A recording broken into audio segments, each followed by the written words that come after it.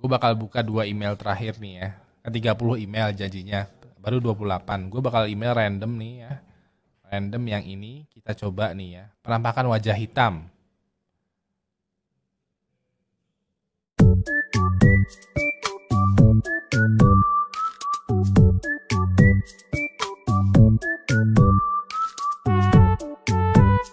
Di awal film garapan Elon Musk ini, diperlihatkan seorang pria bernama Sigit Rendang yang tengah menarik sebuah gerobak dan di dalamnya terdapat seorang wanita yang sedang mengidap sakit stroke.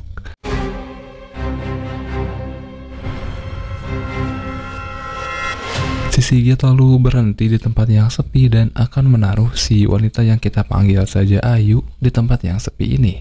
Sigit menurunkan Ayu di tempat ini karena dia merasa jika tempat ini sepi dan cocok untuk membuang Ayu. Padahal di atasnya ada CCTV negara.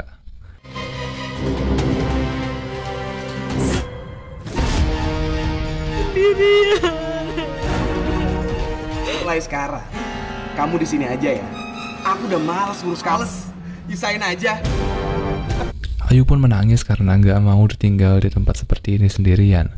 Dan ternyata Ayu dan Sigit ini adalah sepasang suami istri.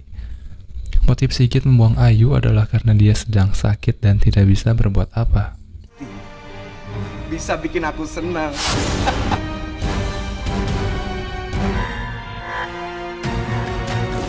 Beberapa bulan kemudian terlihat Ayu yang masih diam di tempat yang sama dengan baju yang sama dan posisi yang sama pula.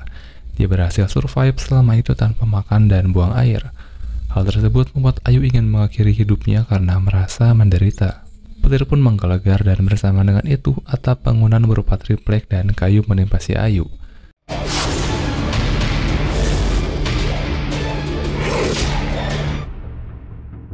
By the way, ini tripleknya masih bagus cuy, enak dimaling nih. Tak lama kemudian, pemilik bangunan keluar dan terkejut melihat Ayu yang sudah tertimpa bangunan. Lantas, beberapa bulan ke belakang, kenapa sih bapak nggak sadar kalau ada orang di bangunannya?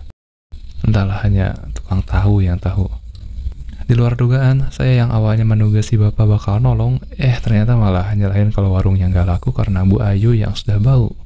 Si bapak pun memindahkan Ayu ke tempat yang jauh lebih parah, tempat terbuka yang kalau hujan kehujanan, panas kepanasan.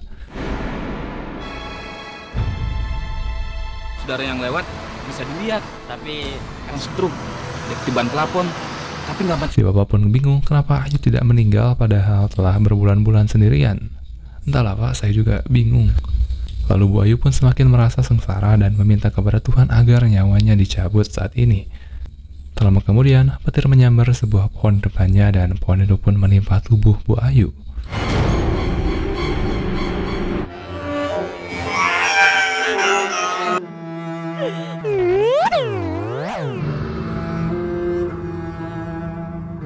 Selama kemudian seorang warga melihat Bu Ayu dan berteriak meminta tolong.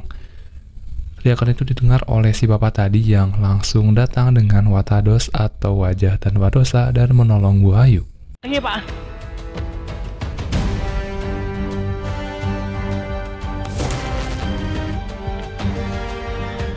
Jangan-jangan dia masih hidup pak. Masih hidup. Kasian banget nih orang, juga bingung pak. Bau sekali. Mari pak. Bu Ayu pun dipindahkan lagi ke tempat yang sepi, dengan harapan ada keluarganya yang mau mengurusnya. Tiba-tiba dua orang emak-emak yang dengan judesnya bertanya kenapa Bu Ayu ada di sini, mengganggu pemandangan katanya. Akhirnya mereka pun berencana menyerahkan Bu Ayu ke dinas sosial. Itu orang kenapa pindah di sini sih? Bukannya dulu dia ada di rumahnya? Saya juga bingung bu, mau dipindahkan kemana lagi orang ini? Gimana kalau kita serahkan saja ke dinas sosial yang ada di kos saya? Lalu kita mandikan. Udah gitu kita bawa ke... Semoga nasibku bisa lebih baik di kota. Singkat cerita, Bu Ayu pun dibawa pakai tandu untuk menuju rumah seorang warga untuk dimandikan. Bersama dengan itu terlihat Sigit yang sedang menghitung uang hasil buka warung. Iya, orang-orang dibuka, digasak. Tiba-tiba terjadi letusan gunung yang dahsyat sampai menggetarkan bumi. Bu Ayu pun tergeletak jatuh ke jurang karena getaran itu dan tak seorang pun menyadarinya.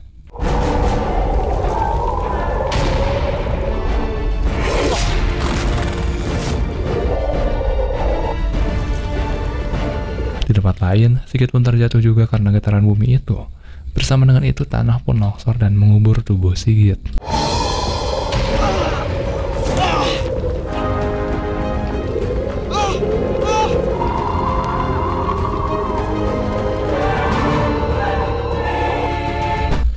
lain, warga pun kebingungan karena Bu Ayu sudah tidak ada di depan mata mereka. Ada yang berpendapat jika Bu Ayu terjatuh dan si ibu ini dengan sangat gagah dan berani mengatakan jika Bu Ayu diselamatkan oleh orang lain. Matamu picek. Picek, matamu picek. Para warga pun dengan perasaan tanpa dosa pergi meninggalkan hutan. Ternyata Bu Ayu terjatuh dan berada di sebuah jurang dengan selamat. Dia pun merasa lapar dan haus. Untungnya hujan turun dan dia bisa meminum air hujan. Ya banget.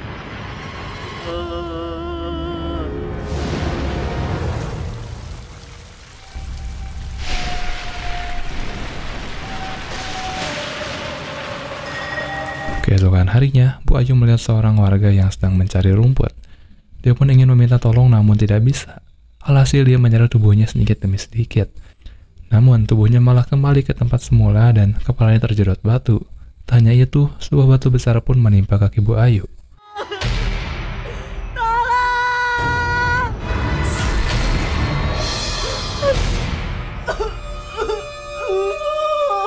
Setahun kemudian, Bu Ayu masih hidup di tempat, baju, dan posisi yang sama. Dia laki-laki berhasil survive tanpa makan dan hanya meminum air hujan.